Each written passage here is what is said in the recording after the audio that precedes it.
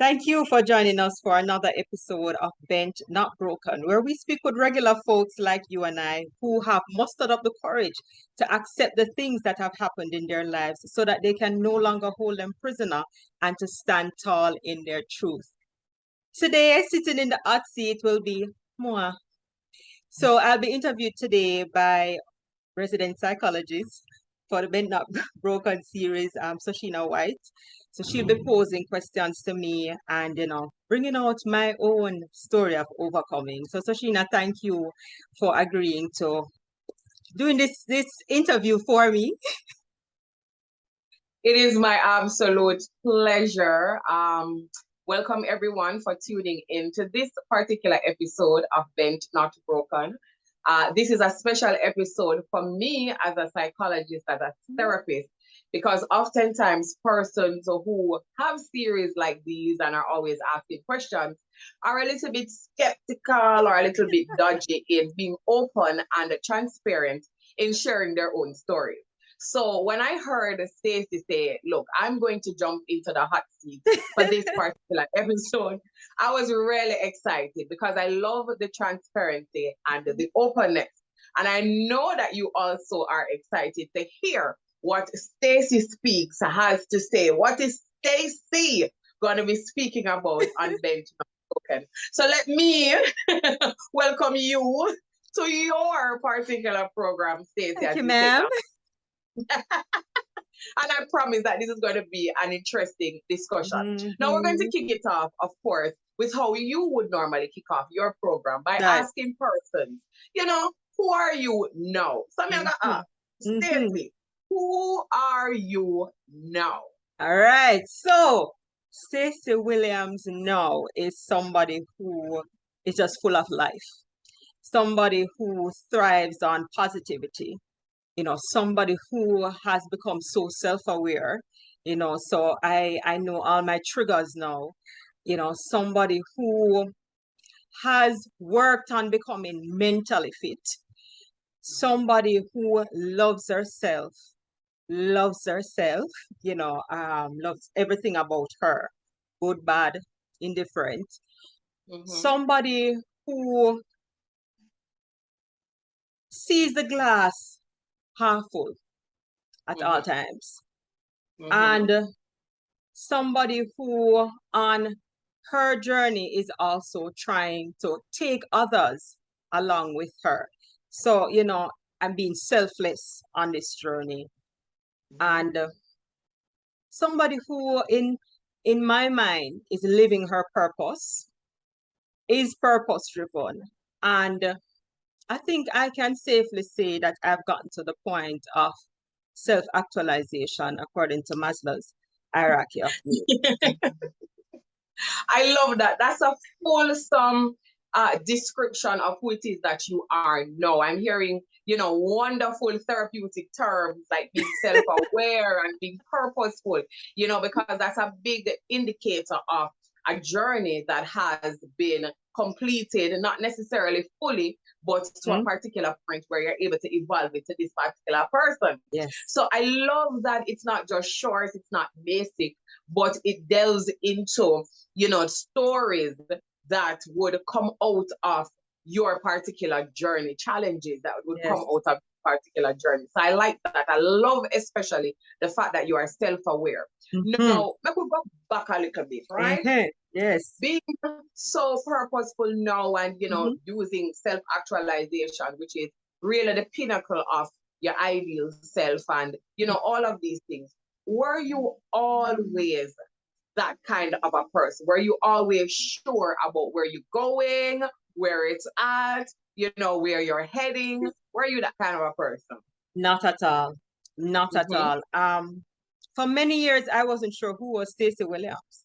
Stacey Williams was who somebody needed her to be to them. It was never about me as an individual. I was always living for a third party. So, on my journey, it was about being who somebody needed me to be in the moment. So I wasn't always this confident, and I was very insecure. I always saw myself as less than. And I think mainly because I was made to feel less than. And so I started believing it. I started thinking that, everything and everybody else was more than me. And, people look at me and probably think that, like, why would you feel that way? Why would you? Because that's the question that is really coming to my mind. Like, where would you get, pretty much such a concept, that you're inadequate? And I remember from your different stories and memoirs that you are Keithy's number 17. So me want to know, was being number 17 a part of what gave you your self-concept then? Were you always trying to reach up to everybody else? Was there a big comparison? Because that's a lot of siblings to have. It's funny you bring that up because my father fathered 18 children, but, it was 18 children with various women. So we never really had time to form bonds. And we never really had time to say, to be in each other's lives to the point where you want to emulate this person or you see this person as a role model or anything like that. So it definitely did not come from the fact that, I am 17 out of 18 children. I mean, a common thing among my siblings was the fact that they actually, some referred to me as the white sheep. Because despite the fact that I was way down the line, as far as they are concerned, I got more of our father than them. Okay. And so, very interesting. But that's another day. And so, the whole concept of feeling inferior, not enough, didn't stem from that. And I must say, for my father, I always felt loved.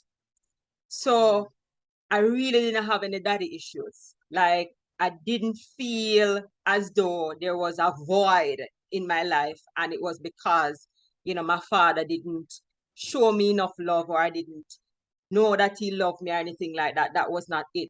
So when I kind of look back, I realized that these feelings of insecurity came about after getting involved with my son's father.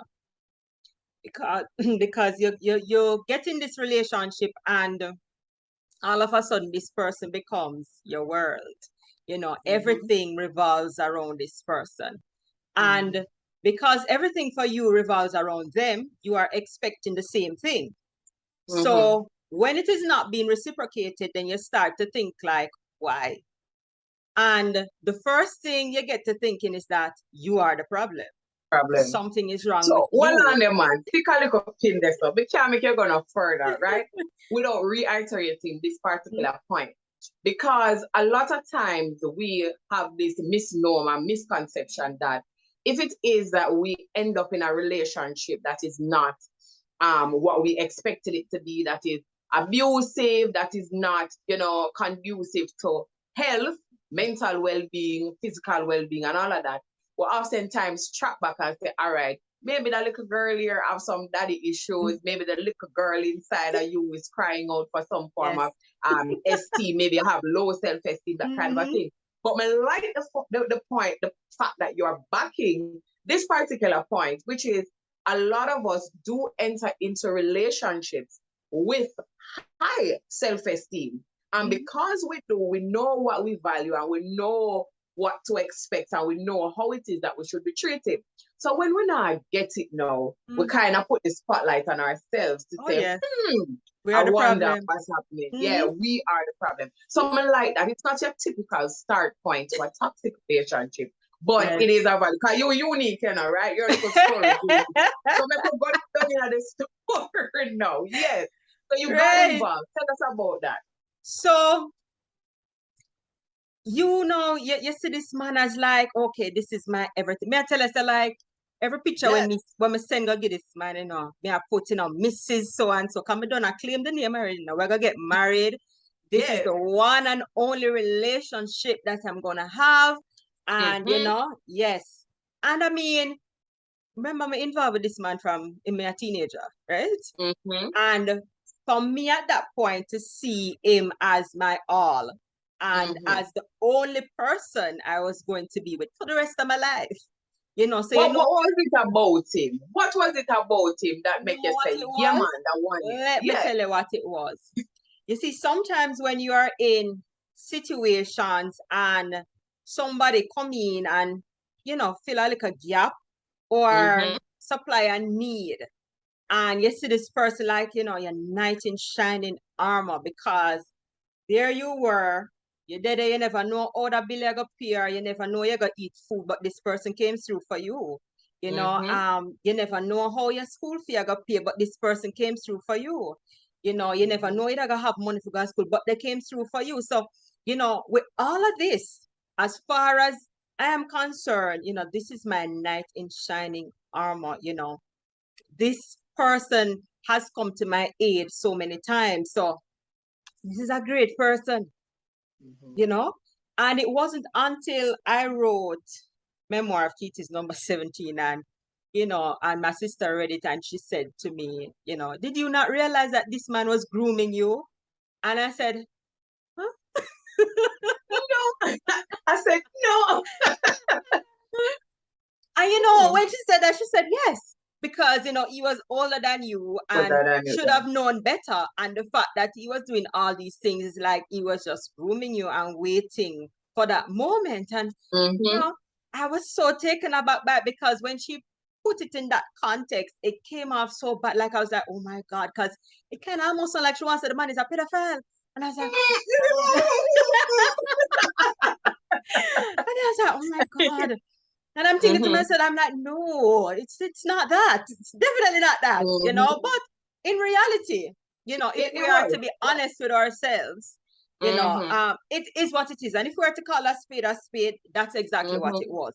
Because and I find that a lot of us who went to all girls school, if we kind of check the levels, I won't if our friend them they involved with some pedophiles, you know, you understand the drive and they come and they pick you up with vehicles and so on. But at that time, I get the culture where even you and I would even misunderstand the fact that this is not a relationship to be in.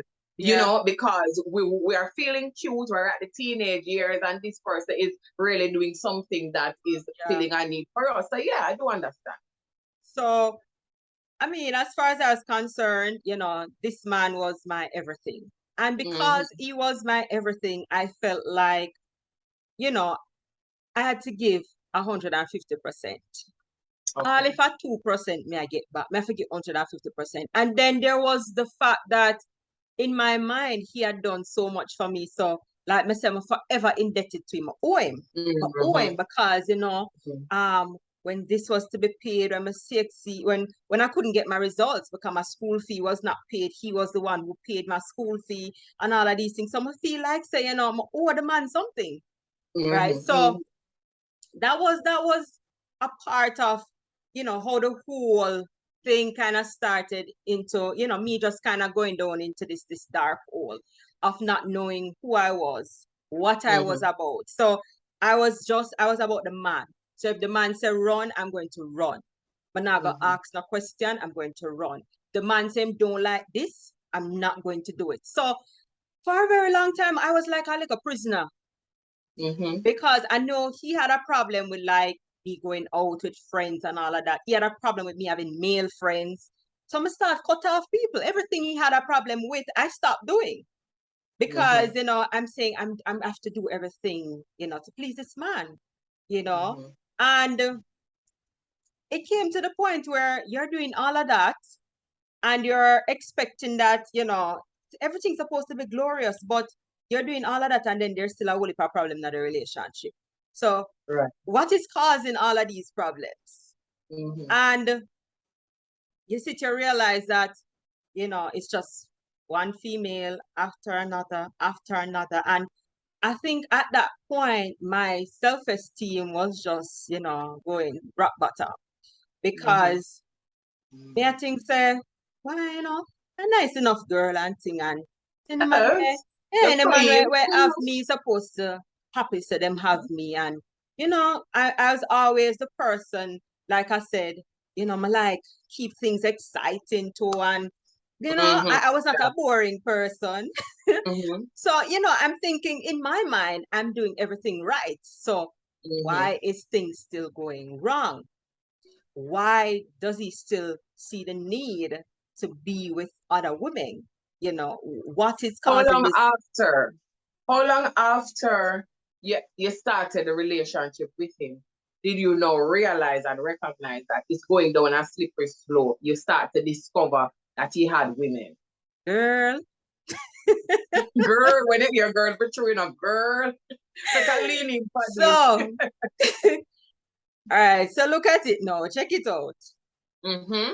Finish high school, and once again, I was presented with what deemed to be at the time the opportunity of a lifetime. The man said, "Come to England, come finish your further your education, come enroll in the nursing program here. There's a shortage of nurses. Come enroll in the program. They will pay for you go school. This and that. No, for me never have no interest in no nursing, but at the time it sounded like a great Like a good opportunity. opportunity. Yes, I'm gonna say, yeah, and I can at least, take care of my parents. Because as you can imagine, becoming the way down the line, my parents kind of have my old. So Yeah. I say, Yeah. we can't take care of my parents and all of that. So it was Yeah. a no-brainer. Now, the first day I arrived in England, How old were you at this time? 16, Okay. 16 First day when going you arrived at 17. England, you had 16, Yes, 17? ma'am. September You scrub 15th, yourself back completely. 2001. Yes, Hey. 16. And the first day I got there, now his wife, who I was told was soon to be his It's what, ex-wife. Miss, sorry, you have to talk a little louder for the bed, not broken people with the ears problem. What you say Yes, is what, Miss? his wife, who I was Why? told was soon to be his ex-wife, who I was told he was living separately from because they're separated and all of that, came in search of me on day one of me arriving in England. Right? What? Yes. Now, I couldn't process everything where they're going at the time because what it was, we in the bed, we are asleep, you're a little thing. I never know what going, but I see the man fly up and like him. I say, like, put on your clothes, and and me I try wonder what's going on, and lo and behold, his wife was out the door, ringing down the doorbell because his family told her that I would have been arriving in England on that day. Yes. So she came in search of me. Lucky for me, she never found me because clearly I beat the woman to come to beat me, Luckily, she never found me. So that was like the start of everything. And I remember calling my mother the next day and telling her up, and I was like, look, I'm going to come home because they never bargained for none of this, But him being, the salesman that he was, he went to my mother and he put an next pitch to her, and I said, like, you don't need to worry about that. That situation is already sorted, and she just need to focus because she came here to better herself. So she just need to focus on that, and don't let anybody. Yes, man. Don't let anybody rob her of that opportunity. Yes, man. Remember now, opportunity of a lifetime, Don't let nobody rob her of that opportunity. Gone to big foreign, miss. Gone to big foreign to go on to big them time, big foreign was in there. Everybody did want to reach out England, Remember them Yes, days man, invitation, big foreign. everybody want to reach out England, right? So with that being said, I enrolled into college. I'm in a college and think, no, look here. And so for the 5 years me then at England, remember me tell you, problem, front up a problem, front up a problem, front up a problem. Oh, no. And it was no longer just the wife. The wife. It was the wife. It was the wife's sister, best friend. It was the wife's sister, best friend. Yes, man. Rolling around in the yes, deep, man. That's how it was going on, and nothing was changing. And I tell you, at that point of my life, I think I was at the lowest, you know. I remember one day standing at the train station and it came in my mind for just when the trainer come, just go in front of it, you know. And when I looked at, you know, my son sitting in the by this time, yes, my son was born. And when I looked, man, take time with us, man, and the bed's not broken. Come on, man. yes. By which time?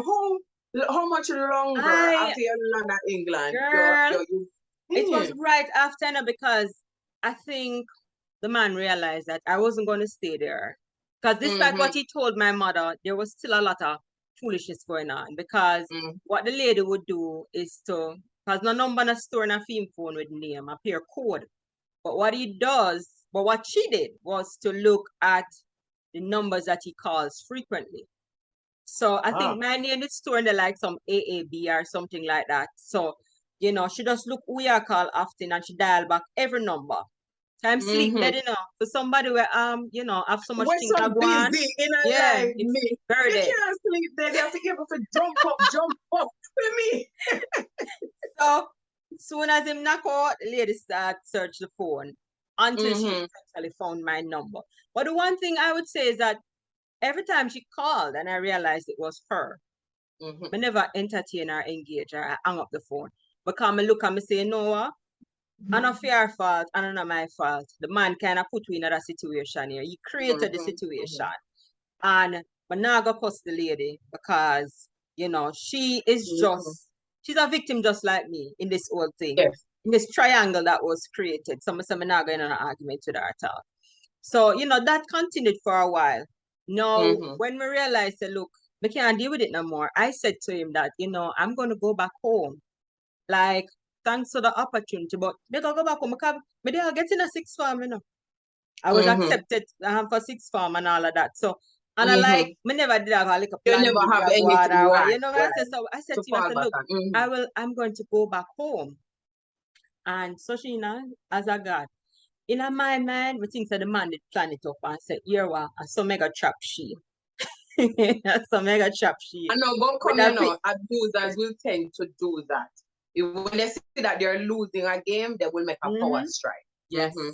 So I had an irregular cycle. So I'd go 2-3 months, no period. That was a norm for me. So when I see that I go on, no brainer. It's a regular thing. But when I see like the 3rd month, I don't know, 4th month I step in, I mean I say, no, come here, I say, When I see the 4th month I got done, no, I say, no, something wrong now. And when I did the test, lo and behold, now, when me did a ball and I create excitement and whatever, man was very calm. And that's what kind of led me to think that, okay, I know exactly what did I go on in my life. He was very calm and, you know, me I said to him, say, no, remember someone want to go home and I can't go home with right, and if we're going nursing school as to say that was the plan and, you know, all this dropping, no. Look here, me I said, remember me want to go home and I can't go home with baby because I never left with none, but cannot go back with any, right? So, when I said that, he said to me, and Mr. Jim said, look, you have to go do it, I have to go do it now. I'm being honest, you know. That was my reasoning. I was like, I have to go do it, I have to go do it. And he said to me, well, if you decide, say, you are going to get rid of this child, just know, say, you're on your own. So you're going to have to find somewhere else to go because you can't stay in my house that I'm paying rent for. And until you get back your passport and you're ready to leave, then you have to work out something. Now, remember, I don't know nobody at England. He was the only person I had there. So when you get options like that, it's a no-brainer. You just have to do what they want you to do. Because and then never say England for, you know, like Florida where you can flag a little bus. Right, a little earbus and come England for.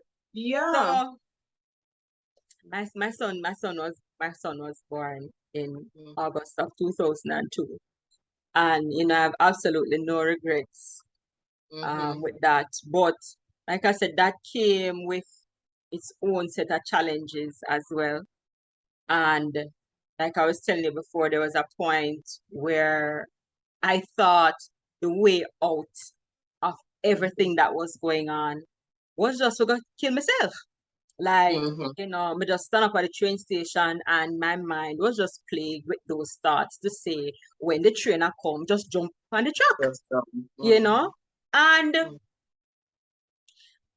when I looked over and, I saw like a picnic in the push chair and, just innocently just there. And I'm thinking, all right, when you do this, what happened to him?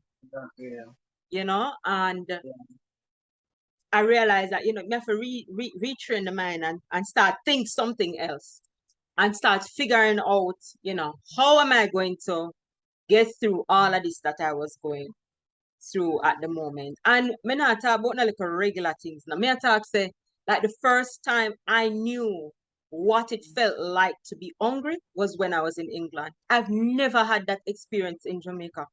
No matter how my parents me never got my bed hungry, never ever. Mm-hmm.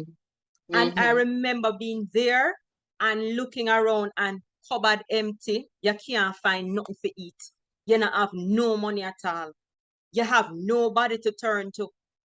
And I mean, this man who brought me there, pretty much to just leave me to the mercy of Abandonment. Yeah. people. Mm-hmm. You know what I'm saying? So I have really gone to the bottom of the pit.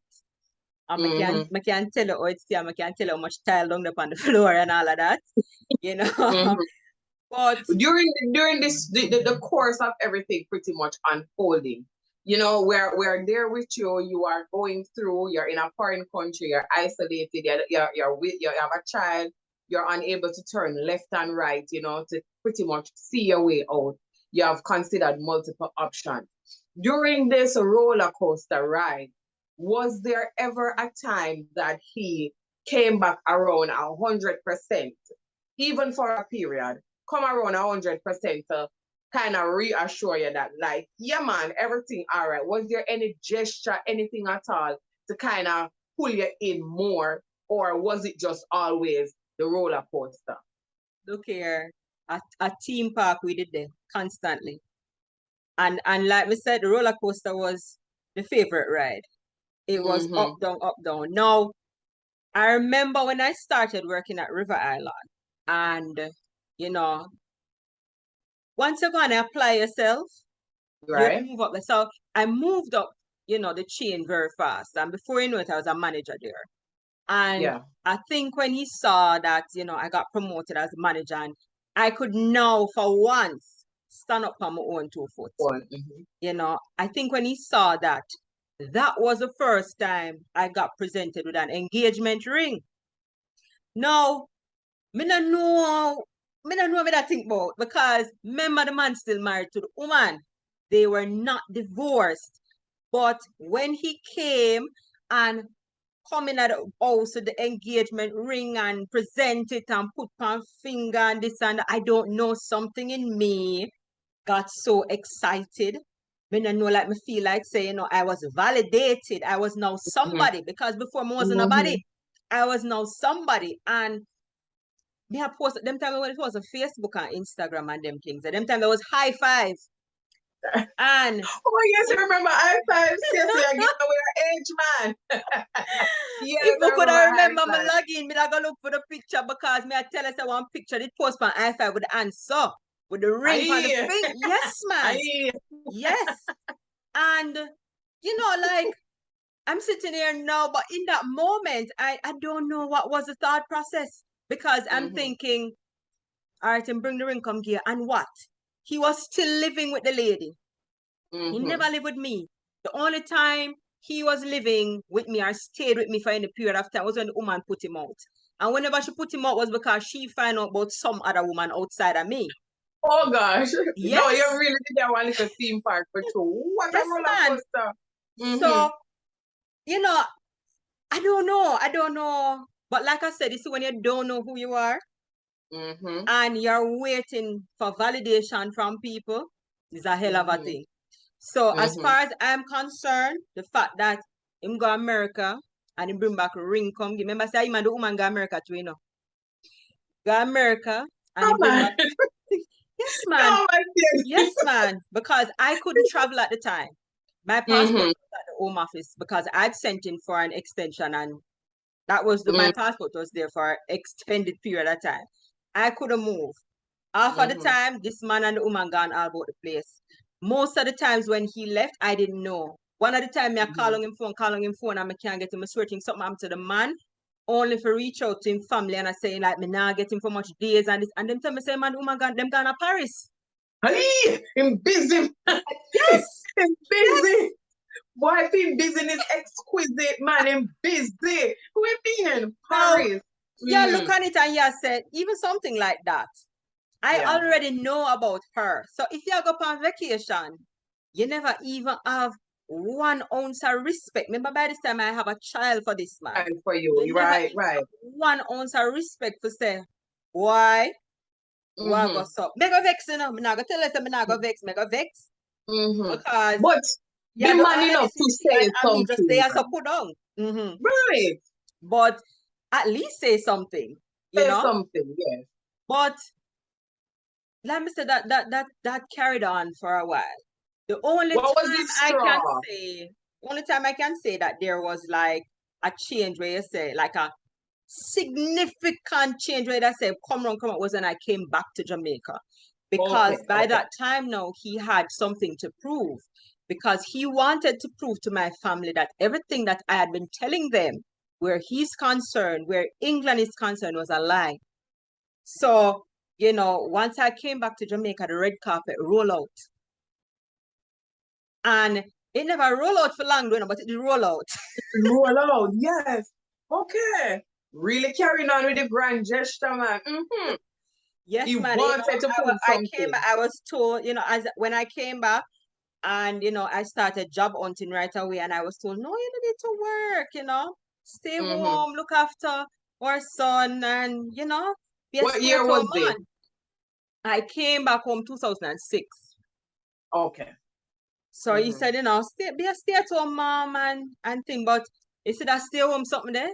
That never sit well with me at all. Me want my independence. And so despite what he was saying, you know, I continued job hunting until I eventually got a job where I was being paid $7,000 a week. And when I told him about it, the man laughed me to scorn. He said, you can put on your clothes and go to the road for $7,000 a week.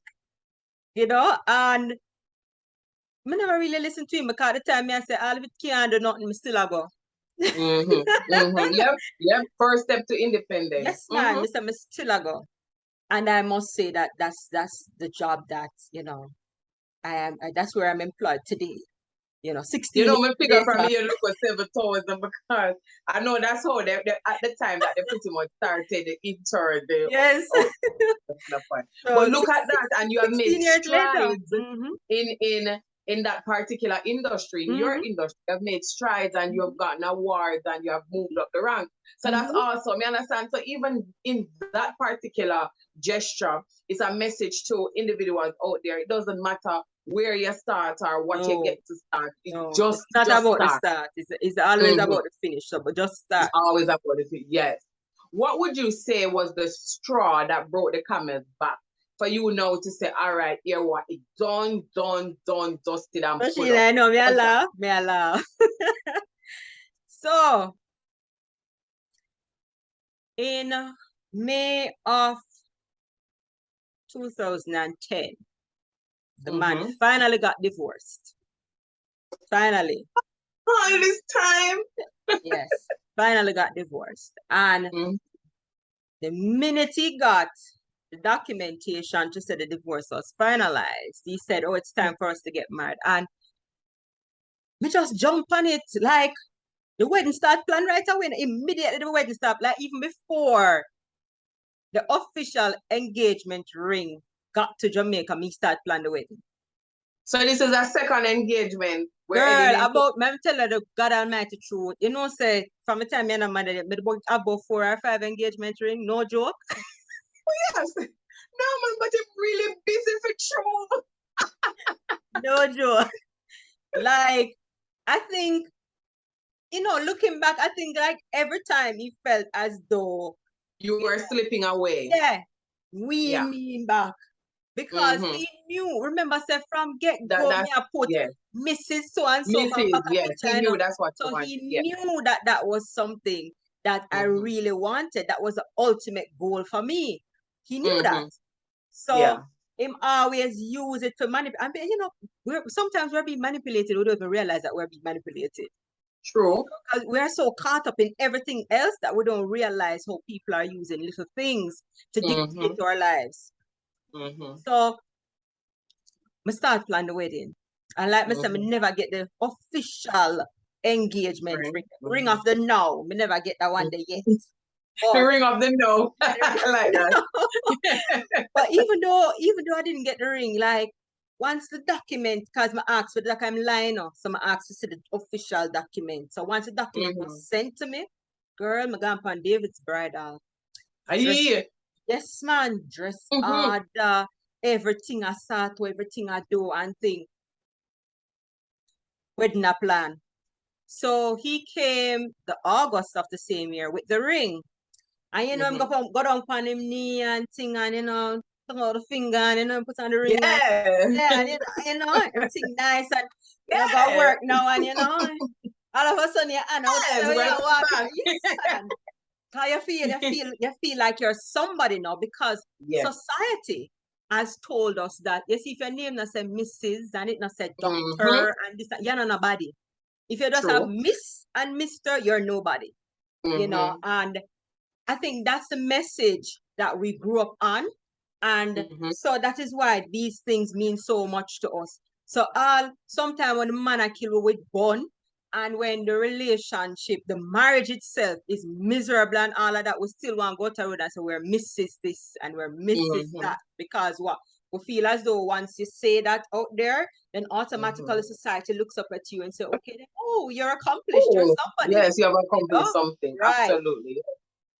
So him come here, he was staying like for a month. He was going to be in Jamaica for a month because he used to go back and forth. And you know, I'm there the same way and new woman problems. There the same way again now. Pitney way, born at England. Where him say I never seen Pitney, then you see the mother send picture and then you see this and that. And then there was just a lot of things that was going on. And I said to myself, this man is not going to change. It not going to change. I'm still let that go on. Watch the ride, you know, because by this time now you start telling everybody say I get married, you know. So the shame to say, never mind, the shame. The say was ever start tell everybody say get come tell us by this time all the invitation them they do already from David's brother underneath the bed, you know. But even though I got them, it's like something within me just kept saying, do not give them out to nobody. Don't give it out, you know. And the date was set February 5th, 2011. Hewitt Chapel was going to be, you know, the venue for the service. And reception was going to be at Mona Visitors Lodge. Everything was sorted out. Everything was sorted out. You're looking forward, man. Doing big up yourself, because doing Watkins come and do big engagement photo shoot and all of that. You mean DWP? Good deposit pay. Good deposit pay for wedding picture and whatever not, and you know, wedding not go on. But I mean, throughout that whole process and getting all of that together is like the man just had to do things, the same things them. And I think what took the cake from here, as you say, the straw when it broke up my back was the fact that one night I was sleeping and I just wake up and open my eye, and the first place my eyes went to was where my work and bag is usually kept. And I noticed the bag was missing. And when I look under the bathroom door now, I see a light under the bathroom door. And in the bathroom, I see the door locked. So I realized he was locked up in the bathroom. So I got up, knocked the door, him answer. Him say, you want to use the bathroom? I say, yes. And him say, use the next bathroom because me not come out now. I say, okay. So I open the bedroom door, lock it back as though I come out and stand up in the room.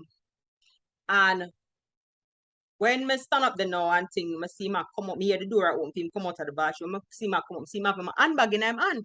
So I say, you find where you look for? Next thing I know, the man start cuss and create the scene and say, you have man, and at this stage when we're supposed to be getting married, and now you choose to have man and this and that. No, I'm confused now. I don't know what go on. And there was another other phone that had a lime chip in it. Remember them time the lime did I give one free chip where you get all the text and freeness and whatever that. Yes. Right. So everybody and them parents used to use that phone because remember it's free. So you want to make a little call, me give you the phone and whatever.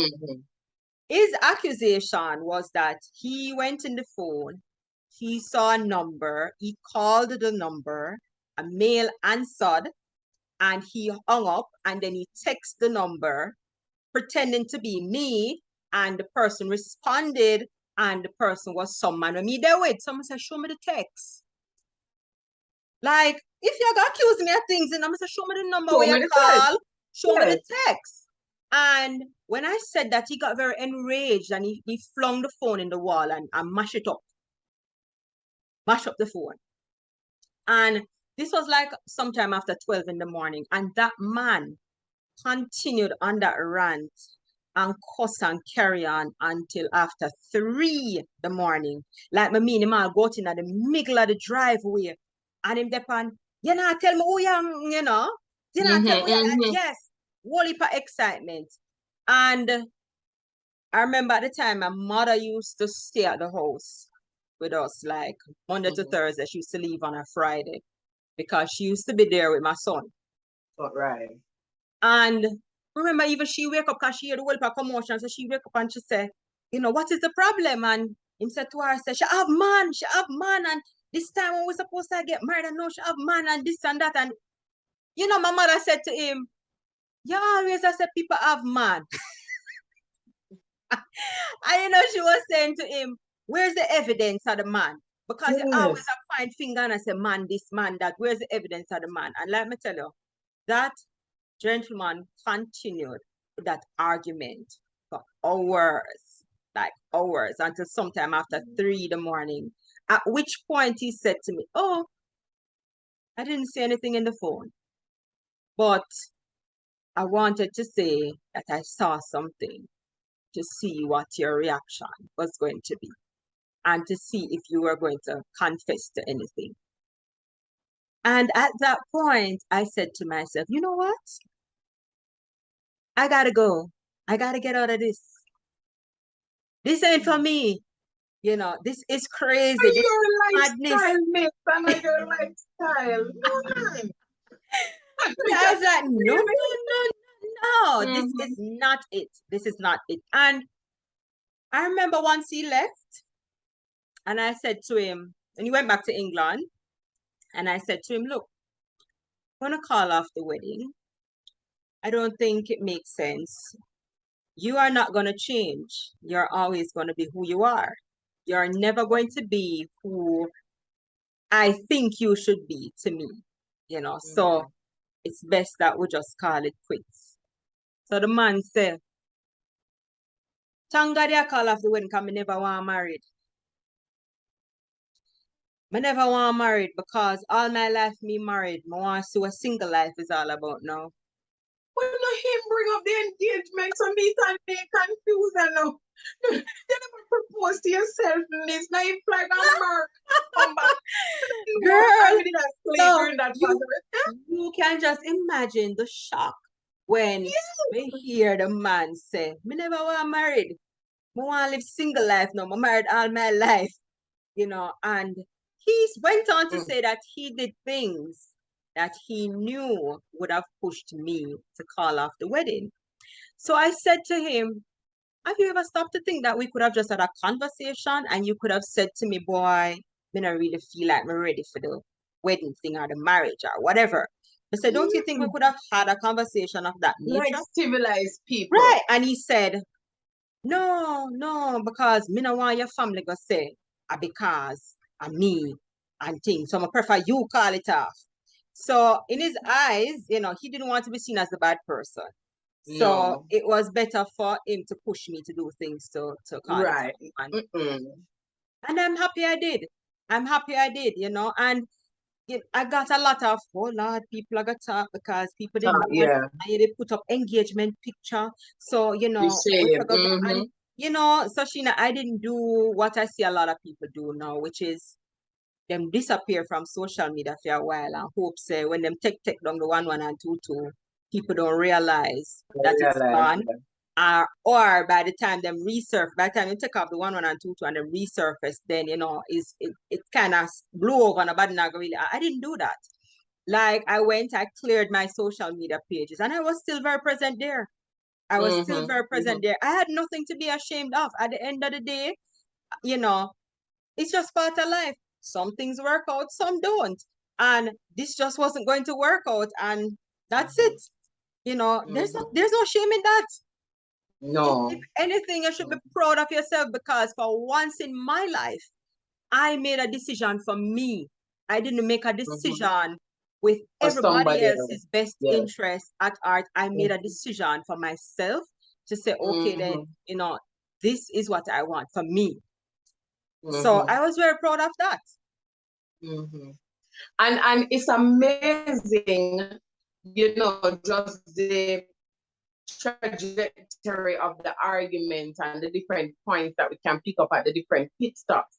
Because you started off the conversation by saying, all your life you have been doing for others. You have been carrying that particular, issue, that flaw where you're trying to please other person. And you have taken the roller coaster from that starting point until the end where you recognize, like, listen, I'm going to now choose to make a decision for myself, irrespective of what other persons may think. So it's never too late for persons to recognize that it's okay to call the shots on your life. And it's not an embarrassment if you choose to walk away from something for your own personal reason or your own personal gain. It's not. For all the more, it will make you a better individual and a stronger person. And what I also found interesting is the fact that you used self-actualization at the beginning of your intro to say, yeah, man, I'm pretty much self-actualized. And at the end of the story, you are still not married as yet. No. Which kind of pinpoints what Stacey, where I teach with through this. So for me personally, marriage, people use marriage as a source of validation for themselves. So as far as they're concerned, if it is that they're not somebody's missus, then, they're nobody. That's not how I view it. No, for me personally, God made me in his own likeness and image. There is only one me. There is nobody else in this world like me. And I think them said the population, it reached 8 billion, how much, 8 billion? Whatever it is. No, whatever it is. There's only one Stacey A. Williams. And whilst my name might be very common, but when it comes down to the DNA of it, there's only one me. And based on the fact that there's only one me, it means that I'm very valuable. I'm I'm rare and unique. Right? So that in itself, determines my worth. My worth is not determined as to whether somebody opts to give me their last name or not. That's not how my worth is determined. Right? And I think a lot of times we sit and we wait for people to say, okay, you are this and you are that. And no, you need to be the one who validates yourself and tell people who you are. Don't wait for anybody to come and tell you, say, you're this and that. Because think about it.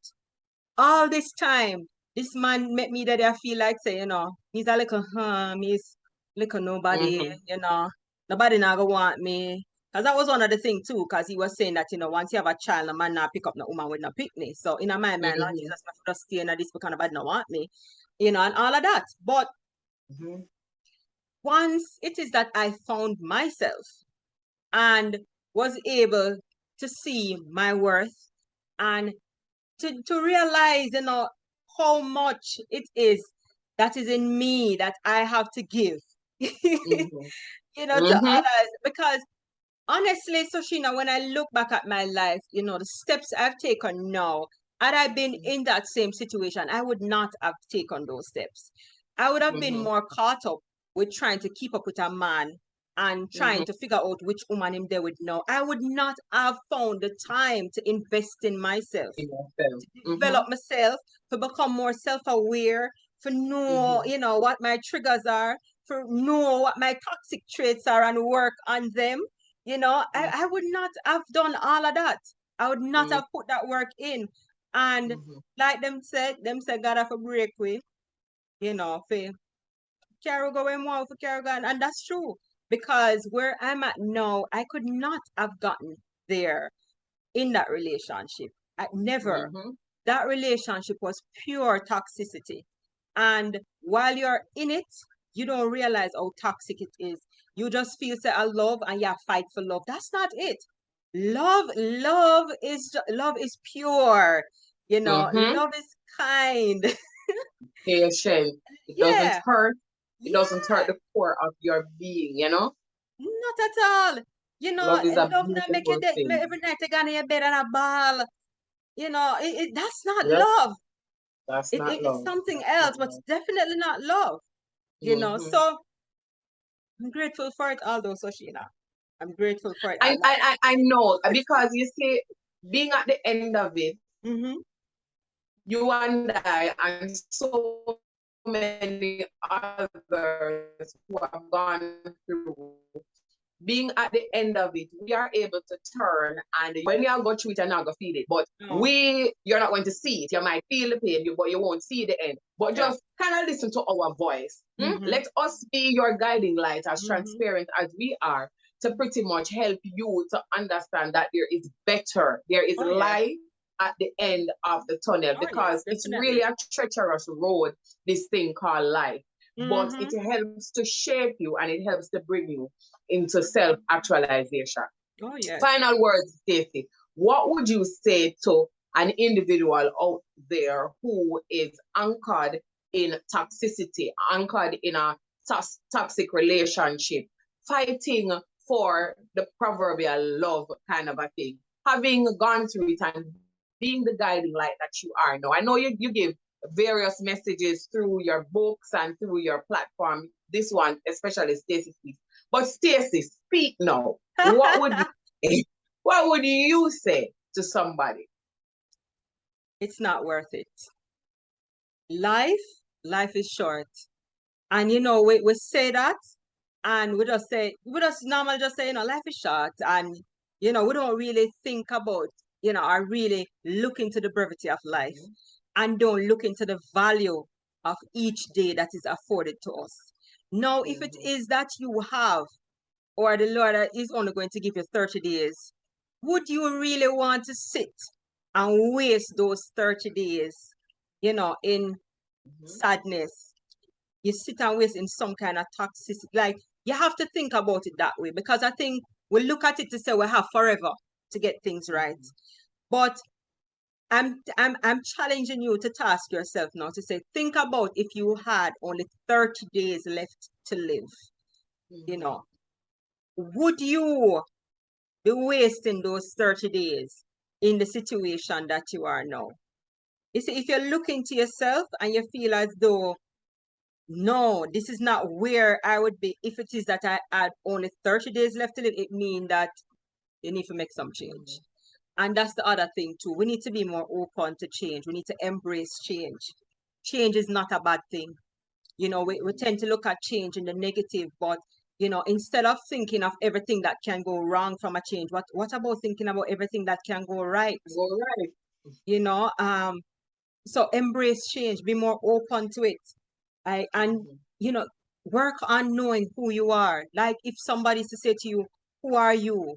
You should be able, without thinking, to say, you know, I am this, I am that. You know, work on getting to know yourself. We invest so much in other people.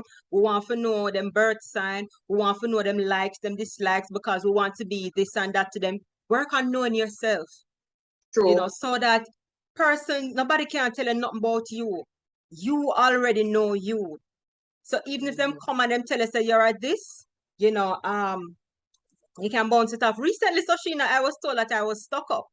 And, you know, in the moment, all me would have cursed the person. Yeah. Would have cussed them out. Yeah. But, you know, New me recognized that he doesn't validate me. He's Mm-hmm. saying I'm stuck up because he wanted something from me that I opted not to give to him. We have to Mm-hmm. take control of our own space. Not make nobody come and dictate nothing. We have to take control. And that's something that, we normally leave to people for determine who Absolutely. we Yep. are and dictate what we do and all of that. We need to take control of our space, take control of our life, and do more of what leaves us feeling fulfilled. Absolutely. Very, very sound words to end on, Stacey. I mean, thank you so much again. I'm going to end like how I started. Thank you so much for putting yourself in the hot seat. Thank you so much for being transparent and open, for not standing on a pedestal, but allowing your tribe to understand where it is that you're coming from and to journey with you through your roller coaster, through your Oh, yes. particular theme park. It was an amazing story, and it is only amazing because we know how it ends, and we know the woman that you have become through all of this, and the platform that you have created through all of this. So thank you so much for sharing, and we want to thank the tribe. I'm going to hand you over back now to them to pretty much, wrap up. But this was an absolute honor for me to be here with you through this conversation and to be a part of your Bent Not Broken series. And thank you, Sashina, for coming into the hot seat with me today. I was a little worried, because I was like, oh my God, I wonder if Sashina going to set me on fire today. But it was good. But my Stacey Speaks tribe, like I always say, God has given us everything that we need to survive and to thrive. It's all within us. It's just a matter of us tapping in and creating that mindset that we can overcome any and everything that is thrown our way. So that's it for us for this week. If there's any other aspect of my life journey that you would like to know about, you can read my book Memoir of Kitty's Number 17 that details 16 years of my life. So you'll get everything you need from that. But until next time, thank you for being here with us for another episode of Bent Not Broken.